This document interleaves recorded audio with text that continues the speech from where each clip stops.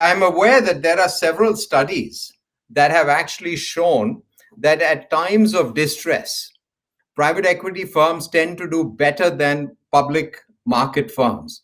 And I think there is good reason for it. As we were discussing, um, at times of stress like this, you need agility. Agility is very important, speed of action. And I do believe that private equity firms have an inherent advantage in terms of being able to move very, very fast. And that's because they either have only a single or a very small group of shareholders. Typically, those shareholders tend to be very close to the company. They're very engaged with the company. They tend to know the strategy of the business and the operations of the business very well. And therefore, they're able to quickly align with management and take swifter action. We prefer to back really strong management teams. Now, where that is not the case, then it's really important to try and put in the team as quickly as possible, because as we said, we have a defined hold period of 5 or 6 years, and you don't want to lose time with the team that you're not particularly confident of. So that's a very important priority. I think one of the things that I would probably here differentiate again with public companies, in public companies, you tend to appoint the leader, and then the leader tends to appoint everybody else.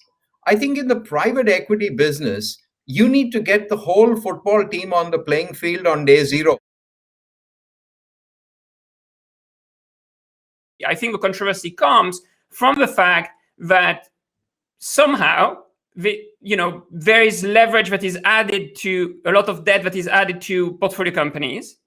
And if things are going well and you do increase the value of companies, leverage means you will earn a lot more money, which I guess people can live with, and they are fine with that.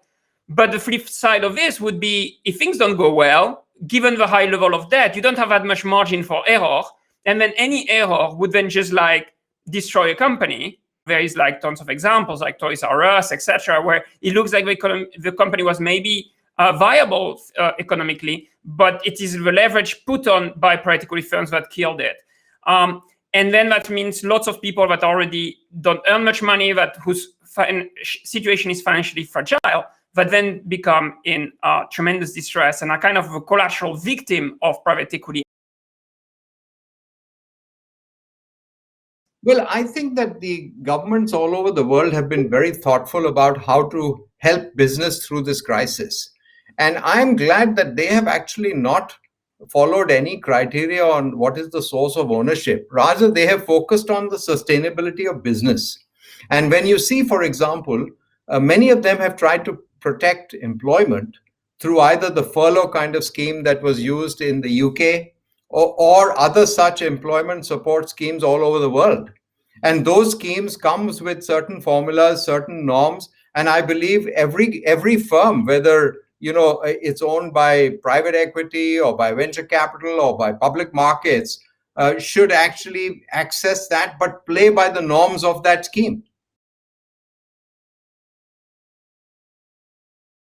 I think if you are interested in being a sustainable business, you have to follow not just the letter of the law, but the spirit of the law. And I think that's what responsible companies do. I think that in the area of G under governance, certainly appropriate taxation responsibility is an important aspect of companies. And they must have a policy as to how they actually operate in different tax regimes. You are right in pointing out that international companies, in particular, have to think very carefully about what is a responsible tax activity. I think that, one has to realize that as a company, you don't only have a shareholder, you have multiple stakeholders. The best companies in history have been companies that have always actually taken care of all their stakeholders, their customers, their employees, their supply chain, their extended supply chain, the regulators, everybody. Those are the companies that actually command the highest multiples in any industry they operate in. Now, there is a reason for that. And that is why ESG is good for business. ESG is not something that you have to do. ESG is something that you must do. And you must do it because it's good for business. Your employees want it, your consumers want it, your customers want it, your governments want it. So at this is, it's non-negotiable.